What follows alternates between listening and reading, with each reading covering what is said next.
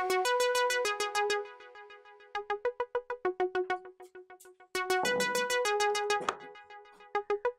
friends, I am Chevee. Welcome to my shed. How are you doing today? I hope you're doing well. I hope you're doing great. I hope you're doing wonderful. Yesterday we had a little discussion about North Korea, and we'll touch on that at the end of the show. But I want to piggyback off of that because something that I said yesterday was that I kind of grew up in this little bubble, this like white privileged America, right? Seclusion, and I didn't really know what was going on outside of these walls. And while some of that was a fabrication for the story yesterday, it's actually pretty true. For those of you that aren't aware, I live in West Virginia. That's a West Virginia license plate, and we are essentially a Midwestern state that is smack dab in the middle of the East Coast. And by that I mean we are regionally isolated as well as geopolitically isolated. So we have rich states all around us: Virginia, Pennsylvania, Ohio. Kentucky doesn't really count as a rich state. They're very similar to us, but they're doing better than we are. We are the only state in the union with a declining population, and that's because of how backwards we are here. And it's very true that I grew up in an area that is whitewashed. I mean, I don't know how to say it other than that. You know, I grew up with a racist grandfather. My mother, I don't know that I would call my mother racist, maybe racially skeptic. And so I grew up in a culture that it's very common to hear racial slurs thrown around like it's normal. And we talk about, I say we as in West Virginians, talk about, you know, those greasy Mexicans or whatever they might say. And it's really unnerving to me because I'm completely not like that.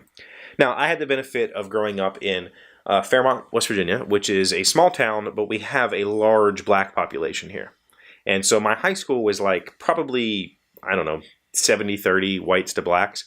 So I had at least a inkling of culture growing up. That, you know, we might have had an Asian kid, maybe an Indian kid. I guess that's maybe Asian, depending on how you look at it. And then whites, and then a few, a decent sized population of black friends. So I grew up at least not completely sheltered like the southern half of the state. The southern half of the state is white frickin' washed. You just don't go down there if you have dark skin. It's that simple. I feel almost disgusting saying that. I feel bad saying that, but it's the truth. It's literally the truth. And so the area that I've grown up is this very secluded, very oppressed. I don't want to say oppressed. That makes it sound like somebody's holding us back, and it really isn't. Our politicians are holding us back, but that's about it. We are in a terrible economic state here. We are economically repressed. We'll say that, and it's it's our own fault, I guess, as West Virginians. We really don't keep business here. This is the kind of place where we grew up with hard labor, coal mining, and then the intelligent people left. And so there's not a lot of industry here. There's not a lot of people here there's no old money here that is keeping the economy going. So unless somebody with new money comes here because it's so cheap to set up here, we're just all patiently waiting for that to happen. So if you are somebody with new money and you want to set up a corporation, come to West Virginia. We'd love to have you. But it's very easy to forget when you live in a place like this, when you live in a place that is so undiversified. It's very hard to remember that there are geopolitics out there. And, unless it affects me, it's that kind of attitude, right? Like, unless it has a direct impact on my life, why do I care? Well, you care because we're humans, and we should all accept the fact that we're in this together. This is a planet that we're all the caretakers of, and we're doing a pretty crappy job of it. And maybe we should look over the walls that surround us and see who else is out there that we can help. And that's a lot how. That's very much how I feel about North Korea. I don't want to go over there and impose democracy. That's just stupid. but I would love to free the people that are being oppressed there. Those people are legitimately being oppressed by their government, and I would love to go help them. And I think that it shouldn't be the burden of the United States. It should be the burden of the world. We should all take it on. But growing up in this area,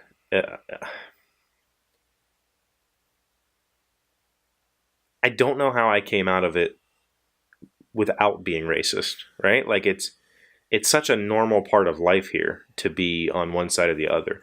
And I don't mean just whites are racist here. I mean everybody involved. It's easy to take your race and your people in a place like this that is so backwards to just identify as that, and everything else is the problem. And I don't know how I came out of it, out of this culture, out of this place, without having that view of the world. Maybe it was the Marine Corps. I just feel like I've always been empathetic to all people, and I'm not trying to toot my own horn, but here is West Virginia is a place where the rebel flag is flown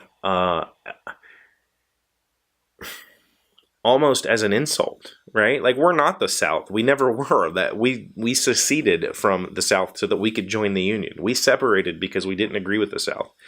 So people here who fly the rebel flag and their big nasty trucks that burn coal, they're not flying the flag because it's some sort of cultural identity for them. They're flying it because they're an asshole, and it's that simple. And they want to show people, hey, don't come around me because I'm white and I'm proud. And it's just so backwards bullshit. I encounter it very frequently still to this day, and it makes me sick to my stomach because I really do think that as a world, we need to come together and fix everything that's wrong. But will that ever happen?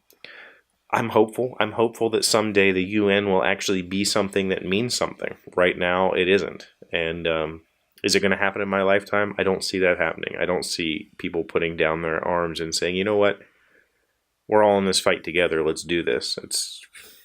That's hundreds of years, generations away, or maybe never generations. So I don't know. But let's look at some of your comments from yesterday, because I am really appreciative of everybody who stepped in to help educate me on what exactly is happening over there. Some of these comments it didn't even occur to me. For instance, let's see. Sam said China does not want a liberated North Korea because they don't want a newly minted, unified, democratic Korean peninsula on their borders. With China as a North Korean ally, the North Koreans will watch idly, too poor to have any say, as the U.S. and China conduct a proxy war. I never really thought about that. I never really thought about China not wanting a democracy right next door, like literally across the river. And because it just doesn't, again, the idea of borders just don't make sense to me. The idea of you live on that side of the river, so therefore I just don't care about you. That just bothers me as a human. I think maybe, is it possible that I'm like I'm reverse racist? Is that a thing? Can I feel bad for being white? Yeah. PDX David said, whatever's done will have to be done by or with or by China, since they are the country that trades supplies with him. If we had a similar president, no. Let me start over, Chevee. China won't have it. Whatever is done will have to be done with or by China, since they are the country that trades with and supplies them. If we had a smarter president, he would have known that and not been such a dick during the campaign, but we don't. We have a man-child that thinks he knows everything and says whatever comes to mind with no filter, no thought, and usually little truth. Oh, that is so true. That is so very true. It is honestly a scary situation, and part of that reason that it is so scary is the fact that it's Donald Trump at the button. It really bothers me. It really bothers me that we are in this situation where we could, by almost accident, start something global. So, yeah. I'd love to know what you think about seclusion, what you think about whitewashing, what you think about racism in general. Is it a regional thing? I don't know.